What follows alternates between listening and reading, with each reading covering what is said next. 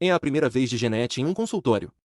Ela acha estranho o lugar ser tão convidativo, e então conhece Laura, sua terapeuta, que a recebe com um enorme sorriso e com abraços que ela odiaria, mas não odeia quando Laura faz. Ela pergunta o que a levou até aquele momento, e Jeanette responde com a história com Steven. Laura explica que terapia é algo que a pessoa deve querer, não por alguém, mas por si próprio, e Jeanette diz que quer mudar. Ela entra na conversa sem questionar e conta sobre os problemas que enfrenta. A morte da mãe, a bulimia, os problemas com o álcool, os trabalhos e todo o resto. Laura propõe algumas coisas para ela, do tipo fazer compras, cozinhar, descobrir seus hobbies, paixões, fazer experimentações e ler pilhas de livros. Tudo isso juntas. Jeanette não se opõe, ela aceita. Já fazia 3 meses e Jeanette se sentia muito pior. Elas já haviam identificado os gatilhos que levavam ao vômito e ao álcool. E o principal deles era exatamente onde Jeanette estava. Em um evento da Nickelodeon. Quando Jeanette acaba de apresentar o show e se perde de Laura que estava na plateia, vai para o camarim em meio a um ataque de pânico. Causado por um encontro com Laura antes da apresentação, que queria que ela comesse algo para evitar a compulsão na festa. Jeanette não se alimenta. Durante o ataque de pânico, ela acaba caindo na mesa dos mini hambúrguer e então enfia vários na boca. Laura encontra ela no meio do ato, e percebe, entende tudo o que aconteceu apenas olhando e tira ela da festa na hora. Jeanette entra no carro e desaba, começa a chorar e gritar. Laura consola e diz que ela está melhorando e que vai ficar tudo bem. Apesar de tudo, Jeanette conseguiu ficar 24 horas sem forçar o vômito. Estava feliz como nunca, era algo incrível. Em todas as sessões anteriores, ela sempre saía e repetia o ciclo de comer e vomitar, mas não dessa vez. Já faziam 24 horas que não vomitava. Laura perguntou como ela conseguiu e Jeanette explica que a estratégia de anotar os sentimentos no diário ajudou. Enfrentar e sentir em vez de distrair, embora parecesse impossível enfrentar sem nem ao menos identificar. Foi o que ajudou. Laura estava feliz com o progresso, mas ainda era só o começo, ela queria saber mais de Jeanette, saber da sua infância. Ela não conta nada demais, apenas que eram pobres, viviam em uma casa atulhada e que a mãe tinha câncer e dava medo, mas não tinha um pai alcoólatra nem era torturada pelos irmãos. Então era tudo ótimo.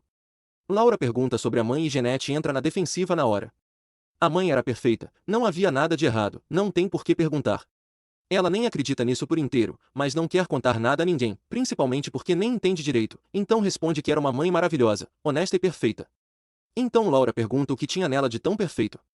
Ela responde que era tudo, tomava conta dela e dos irmãos e que achava difícil. Laura diz que era o trabalho dela, Jeanette explica que a mãe sacrificou tudo por ela, constantemente renunciava às coisas para tomar conta dela. Eram melhores amigas.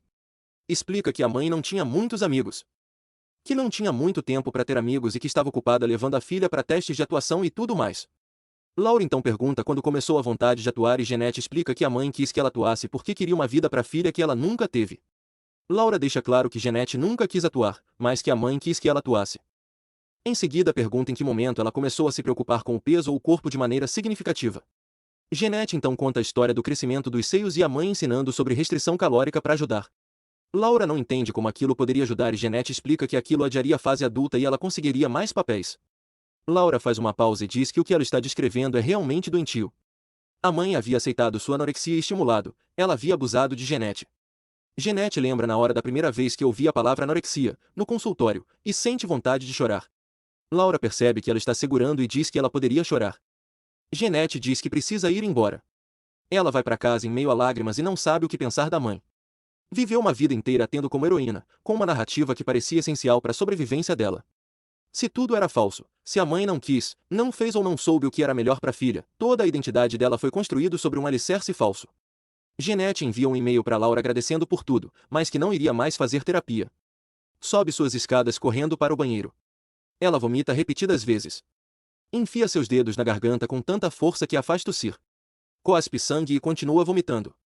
Depois do banho e estar na cama sem energia, vê 3 ligações de Laura perdidas. Steven chega de viagem e ela não sabe como contar para ele que largou a terapia. Embora ele chegue eufórico, ela precisa contar, mas ele não para de falar e diz que quer tentar ir à igreja porque viu um filme cristão na Netflix. Jeanette não aceita, principalmente porque eles sempre concordaram que religião iria atrapalhar mais do que ajudar, e então conta de uma única vez que largou a terapia. Steven diz que tudo bem, ela não precisa de terapia se tiver Jesus. Jeanette encontra seu pai em um restaurante. Aparentemente ele tem uma notícia para dar. E embora as coisas não pudessem ficar mais estranhas, embora ele não pudesse ser mais estranho, a notícia conseguia ser pior ainda. Jeanette tinha poucas memórias boas com o pai, e a maioria eram da mãe reclamando ou falando mal dele.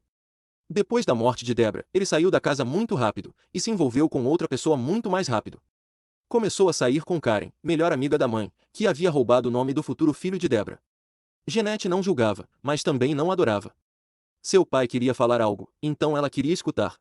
E bem, ele diz simplesmente que não é o pai biológico dela. E que achou que ela deveria saber. Jeanette chora, abraça o pai e agradece por ele ter contado. Embora não seja o pai biológico, continua sendo o pai que ela teve. Bom, obrigado por acompanhar essa jornada incrível até aqui. É apenas o começo. Curta, compartilhe e se inscreva. Até a próxima.